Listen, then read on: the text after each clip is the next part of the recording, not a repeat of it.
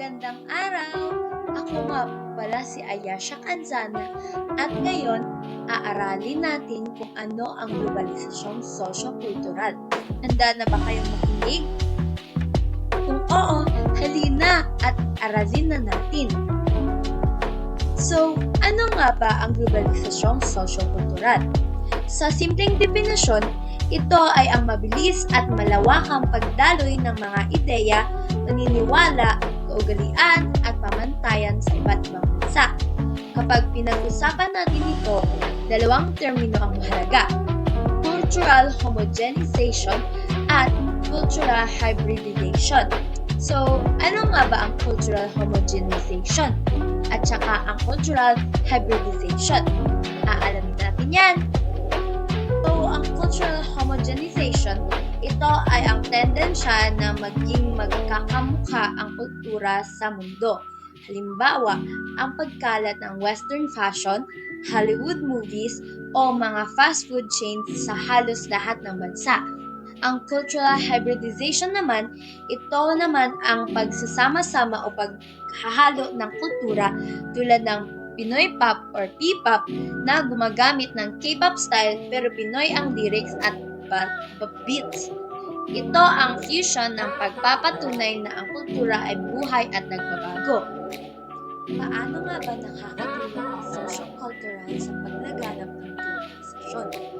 Ang socio-cultural globalization ang nagpapaandar sa global trade at diplomacy dahil sa pinalawak na market.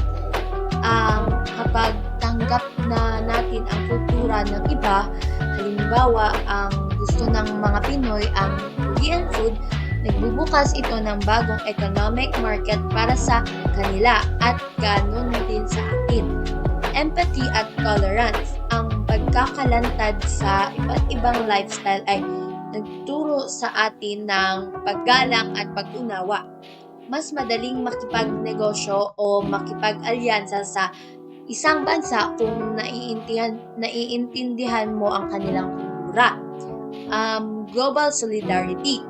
Nagbibigay daan ito para sa mga transnational social movements, halimbawa ang pagsuporta ng Pilipinas sa global movements para sa climate change o human rights ay dahil sa mabilis na pagkalat ng impormasyon at shared values. Tulad ng globalisasyong teknolohikal, may dalawang sides rin ang socio-cultural, ang positibong epekto at negatibong epekto sa mga aspekto.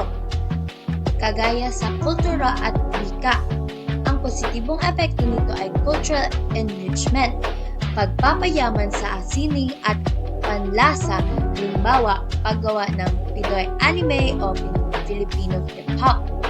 Ang negatibong epekto naman nito ay cultural imperialism, pagdagsa ng kultura ng dominant nations na maaaring magpatabing iwas sa ating sariling wika at tradisyon. Sa aspekto naman ng pananaw at pag-uugali, ang positibong epekto ay higher social standards. Na-adapt natin ang mga pananaw ukol sa gender equality at human rights mula sa mas progresibong bansa.